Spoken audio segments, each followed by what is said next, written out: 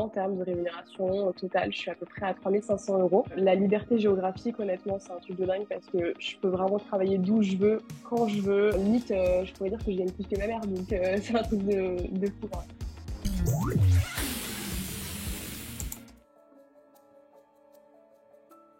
J'ai fait des études de psychologie.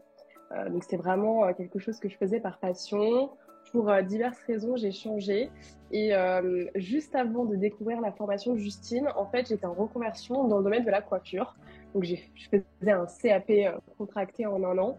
Et c'était une année très compliquée parce que je suis tombée dans une alternance compliquée, dure moralement, même physiquement, c'était assez dur. Donc j'ai un peu tout remis en question. Je me suis rendu compte que j'avais un peu du mal avec le fait d'avoir tout le temps quelqu'un au-dessus de moi. Non pas que c'est pas quelque chose de possible pour moi, mais comme mon alternance en question m'a beaucoup écrasée, cassée en deux, du coup c'était compliqué. J'ai eu besoin un peu de lâcher prise.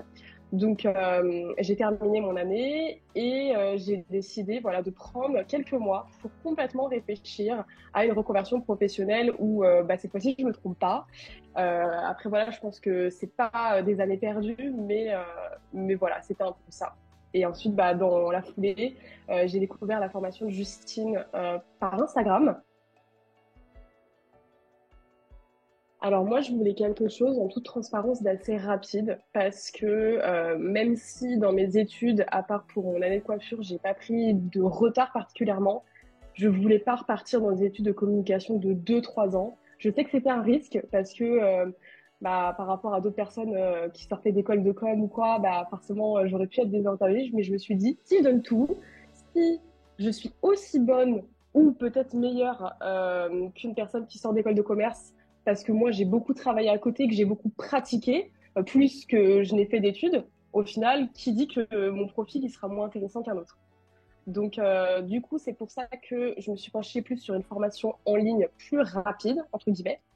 Et pourquoi la formation de Justine? Parce que c'est celle qui me paraissait la plus safe. Déjà, le fait qu'elle soit reconnue par l'État, ça m'a beaucoup mise en confiance.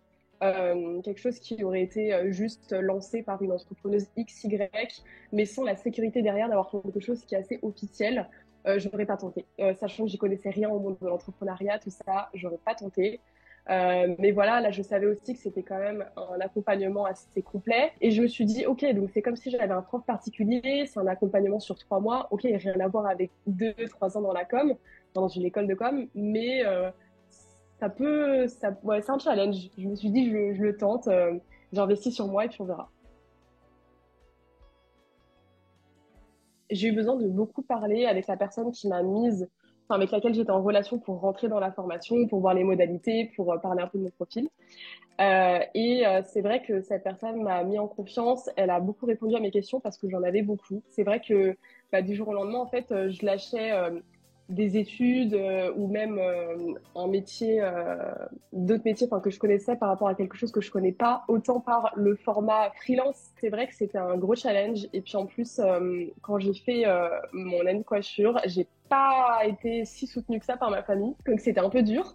Et je choisis l'année d'après de me relancer dans quelque chose encore d'inconnu, avec encore des risques. Donc c'était un peu un double challenge. Et en fait, j'ai appris à prendre confiance en moi et à me dire que si je trompe pas, je saurai jamais si ça marchera ou pas.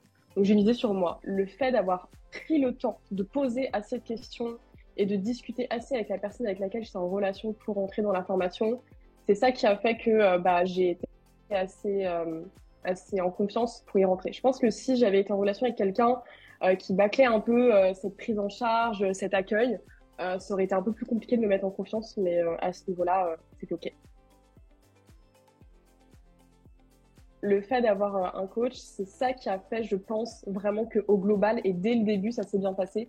Parce que j'étais pas toute seule derrière mon ordinateur en train d'écouter et de visualiser des cours, sachant que je partais de rien. Vraiment, j'avais aucune base, à part que je maîtrisais un minimum les réseaux sociaux et encore à titre personnel. C'est vrai que c'était pas évident, mais en fait, j'ai trouvé que la plateforme était bien construite, que l'accompagnement, comme je te disais, était vraiment optimal et ça m'a vraiment aidé à en fait pas être perdue. Je me suis sentie bien drivée, tout était clair, organisé. J'avais juste en fait à suivre les étapes et à me dégager du temps pour correctement apprendre ce que je devais voir dans mes cours et voilà, ça s'est bien passé du coup. Alors, je dirais pas que j'ai eu des grosses difficultés. Je pense qu'il y a eu des périodes où j'ai eu des questionnements sur certains points par rapport à des cours en particulier, mais non pas que le cours était mal expliqué, c'est juste que je pense qu'il fallait un petit complément de question pour que moi-même je comprenne bien. Et puis non, on va dire que peut-être que au niveau de l'administratif, c'est un moment où au début, bah, j'étais un peu dans le doute parce que bon, c'était quand même l'étape où j'ouvrais mon entreprise. Mais au final, avec toutes les questions que j'ai pu poser à ma coach, ça m'a pas posé de problème.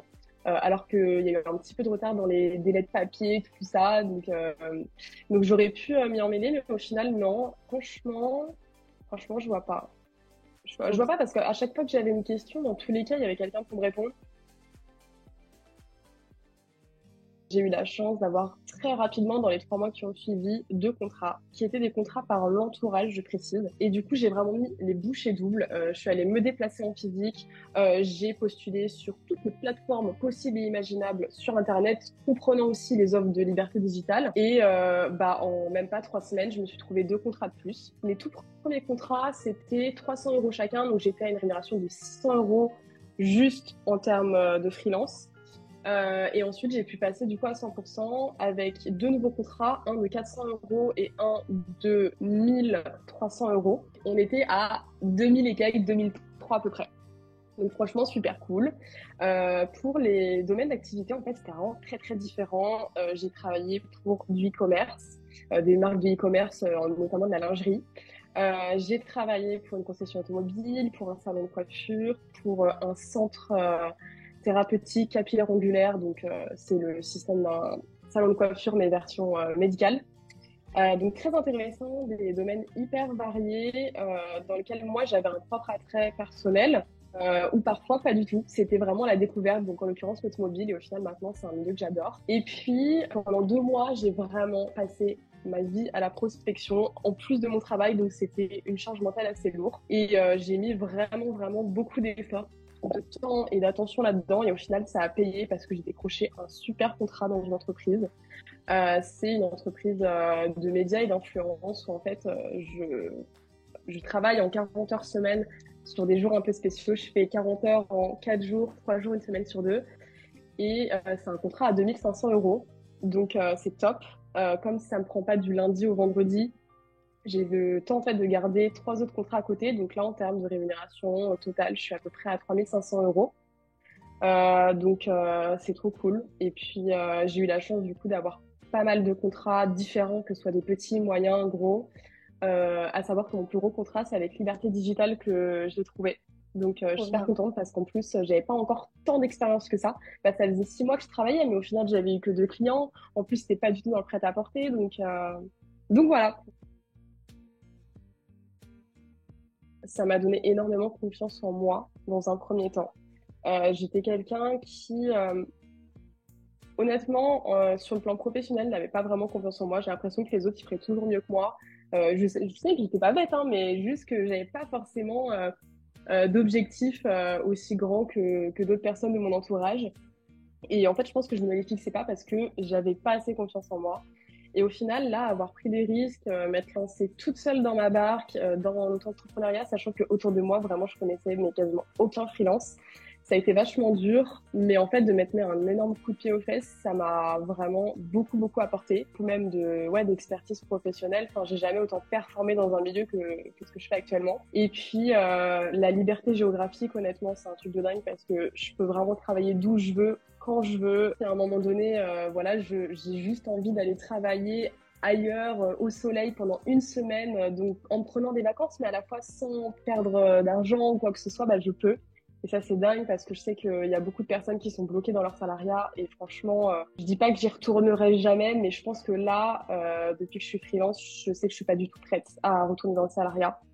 Toutes les contraintes qu'il y a, je dis pas qu'elles sont pas supportables ou quoi que ce soit, mais simplement, tu as tellement plus d'avantages en freelance. En fait, du moment que tu te donnes et que tu gères bien ton travail, que tu rebondis toujours quand tu as des échecs. Et puis, je voulais dire un dernier point, l'aspect financier. Franchement, sans mentir, alors, il faut prendre en compte le fait qu'il y a une partie qui part dans les charges, il faut mettre de côté pour les impôts, tout ça. Donc, on facture plus qu'un salarié, mais ça va pas tout dans notre poche. Il faut être réaliste là-dessus. Mais pour autant, j'ai jamais aussi bien gagné ma vie que maintenant. Alors que à côté de mes études, j'ai toujours travaillé, j'ai toujours été une bosseuse.